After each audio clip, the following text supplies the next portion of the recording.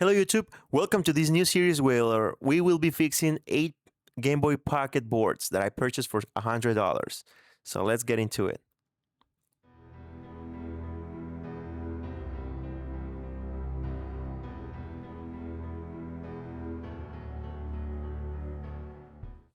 Welcome to episode 1. For starters, I needed a Game Boy Pocket that I could use for testing the boards. So I purchased this one for parts on eBay. It was listed as not working because of the display issues. I pay around $24 for it, as you can see on the screen. And I think that the seller made a mistake. I think that the person was thinking that this is a Game Boy Color and didn't notice the contrast wheel on the right. So as you can see, I just moved the contrast wheel a little bit and we have display. Now let's test it with my favorite game, Toy Story. You can also see that the Game Boy was a little bit open, so I think that somebody tried working on it. But it's working. It's working very well, actually. Looks nice. Let's see, it's reading the game. First attempt. I want to test the buttons to see if we need to do some more work. Black Pearl. Blah, blah, blah. Only thing I don't like about this game, it takes so much to take you to play actually. So let's start. Button works, V works, D-pad working just fine, but A button is working as well. Select, I don't think you can use select on this game, but start works just fine. So I think, yes, we have a fully functional Game Boy Pocket that was sold for parts.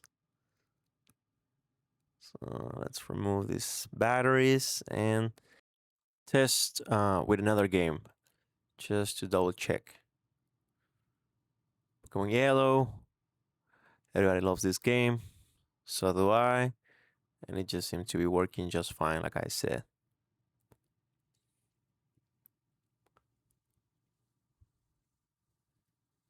So yes, I think that we have a very nice deal when purchasing. These things happens when you don't know a lot of the things that you're trying to sell, but happy accidents happen today to us. So I don't want this to be a very short video. So what I'm gonna do is I will mod this Game Boy Pocket so you guys can see the process. So let's jump into it right away. Let's remove the screws very fast using our tri-wing screwdriver. There's 6 screws on the outside and 3 Phillips screws on the board. Now let's uninstall the ribbon cable, and this is what we need: the shell itself with the screen and all the rubber pads and the buttons. So this way, when we start our episode 2, we will be able to test and diagnose those 8 boards that we have from a separate lot that I purchased, the one that I showed in the beginning of the video. So good thing this is the Game Boy Pocket that has a LED power indicator, so we will be able to swap it very quick and easy. This is the contrast wheel, and actually the board looks very, very nice, very clean. So let's put this to the side. And let's start giving this board clean with IPA and a Q-tip just to secure the functionality of all the buttons. Just like that. You see there's a little bit of dirt on my Q-tip. Let's also clean the speaker. Normally the speakers are very dirty just because there's holes on the shell. So years and years of dirt and all kinds of things go through those holes. Let's continue trying to remove all this oil flux. Has been here since 1997. I'm planning to use clear shell, so we want to remove as much details as possible. So the shell only shows the inner parts in very good condition of the Game Boy. So now let's start our modding. We are going to use the High-Speedido Q5 IPS kit. This is the one that I purchased. It's around $50, $60 on AliExpress. Um, I purchased the pre-cut shell for it, and I also got white membranes. Um, let's see if I can use this because I don't think that we have a D-pad white rubber band for the Game Boy Pocket, but I will try to use and or modify if necessary Game Boy Color white rubber pads. This is the sticker, and these are the rest of the components that came with the kit. It's the panel, the board, the touchpads, and 3 more wires. So let's put the board into the board holder that I have, and let's start by removing the LED power indicator. I have done this several times on my videos. You can Google or YouTube search them. It's very easy. You just need to heat both connectors and pull with your tweezers from the other side. And we remove the old LED power indicator. So now let's flip the board and clean those vias, removing all the solder that it had, so we can install the new power indicator. For this, we're gonna use our desoldering wick, and we will hit on top of it. And as you can see, it came out very, very easily.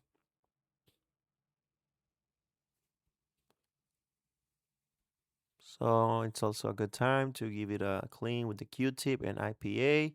And now let's install our white LED. Remember the longer leg, it's the positive one, it goes to the right. And the short leg is the negative, it goes to the left. So I will use some Kapton tape just to hold it into position. Oops. Nothing very fancy, just hold it into position. I'll flip it and just put it here. Oh my god, it fell. So that's fine. We can solder the LED on the mat. There's no problem at all. So let me bring my iron.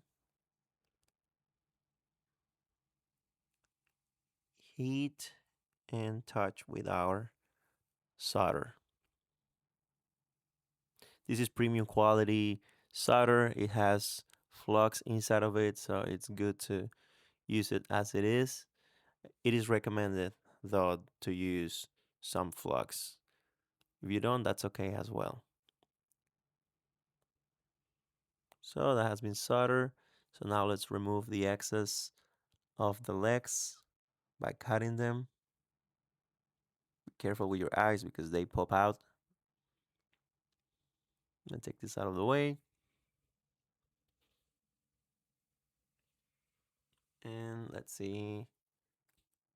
I'm not very happy with the results. So what I'm gonna do is I will hold the board with my hand, push the LED with my finger, and heat with my iron on the other side. This will make the LED go straight into position.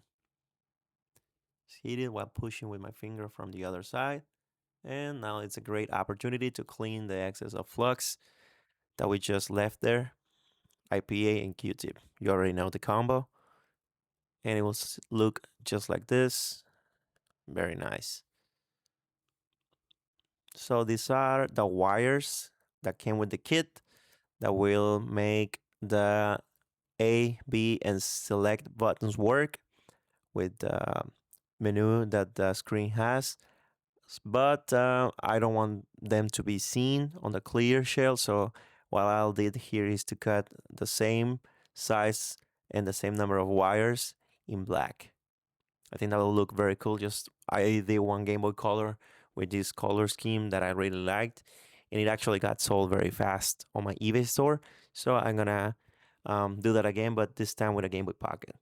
So let me get the Game Boy out and put a paper towel just to protect the screen. This is gonna be for the public, for somebody else, so I don't want any scratches on it.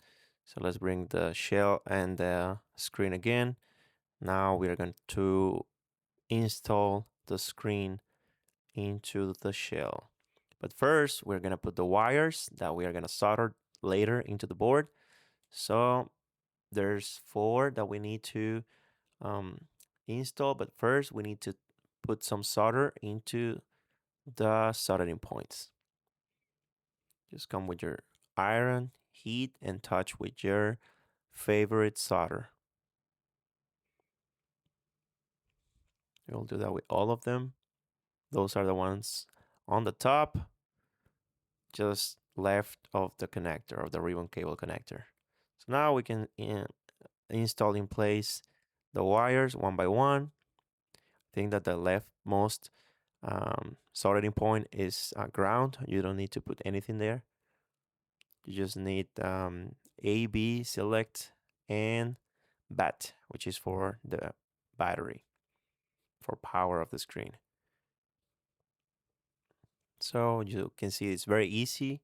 Just be careful to not put your iron for long periods of time, because on the other side is the screen, which is very delicate.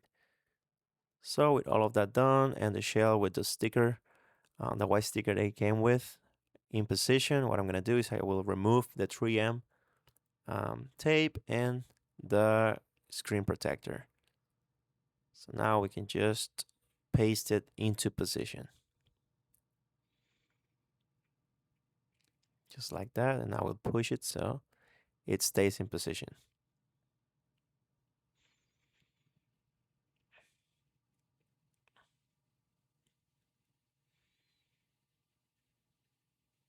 Please stay in position. I don't want you to move. And now here in this point, I cut a piece of the insulation plastic that came with the kit just to cover the board, and we don't have any shorts in the future. This is a good time to also install the ribbon cable connector. Just slide it into position when the bracket is open. Oh, it didn't go in. Let me see. May double try. Just slide it into position. Can go any further, so I'll just close the bracket. Just like that.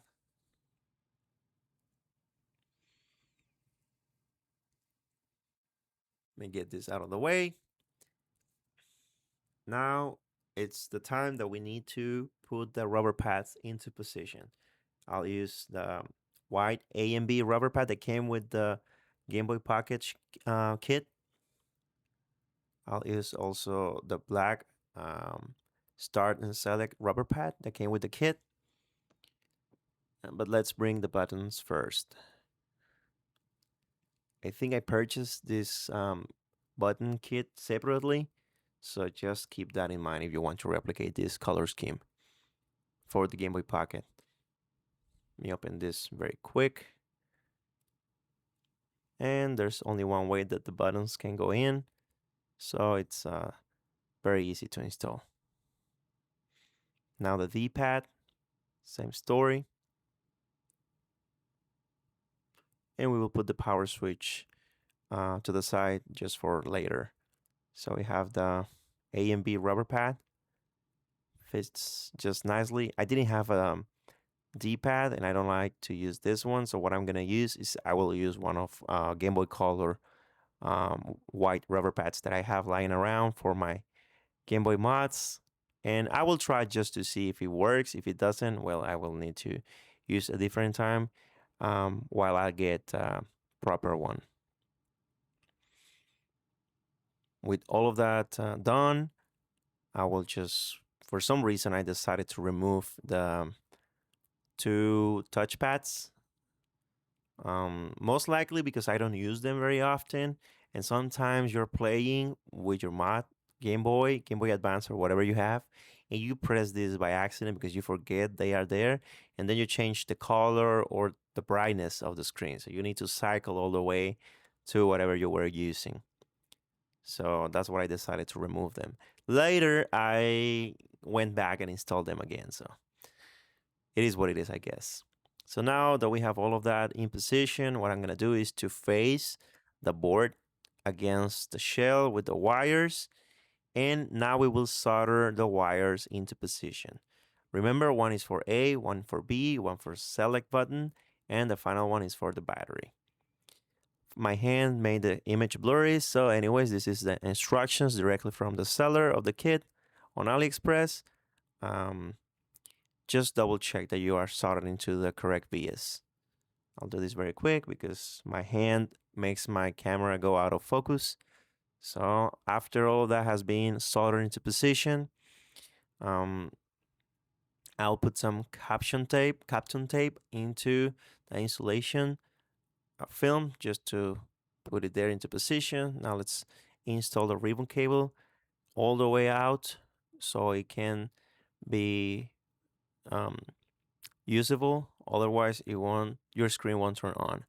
Now let's solder the battery wire that was missing. I cut it, as you can see, because it was so long, and I soldered it into the C point on the power switch. So now let's install the black power switch that came with the kit that I purchased. Just like that, making sure that it's in the off position. And let's close the Game Boy. Now, very fast, what I'm going to do is I will put the screws. You guys are probably very tired of looking at me doing this, so I will just take that out of the video. Now let's install the Nintendo sticker on the back. Looks very nice. Now let's put some batteries and let's see if it works.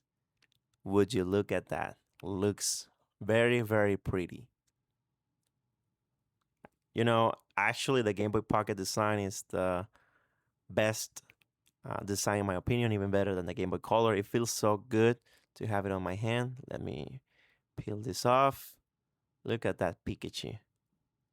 I don't know. And also the black and white color looks very, very vintage. I love it. Let me continue. Look at the LED. It looks very, very nice. Clicking the buttons. Oh, this is how you bring the menu out.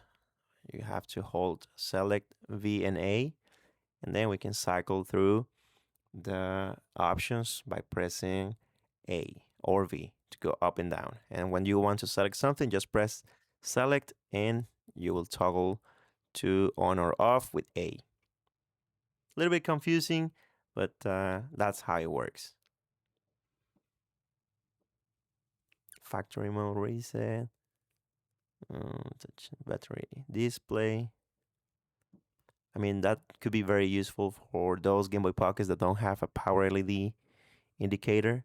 You will have a small battery icon showing the power that you still have while playing. So I don't know. I think it looks very, very nice. A lot of wires into the middle of the console, but I think it looks very, very nice.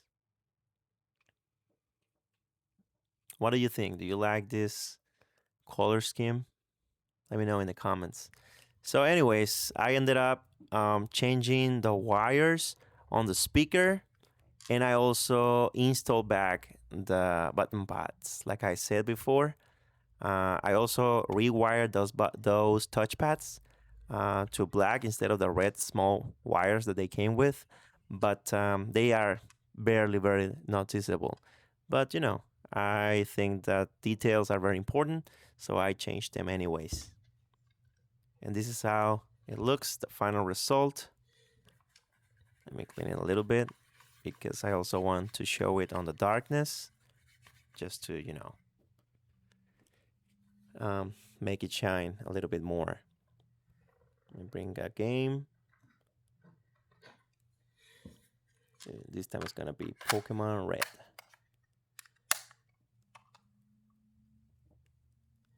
That's the power LED, and this is how it looks. I don't know. Thanks for watching and subscribe.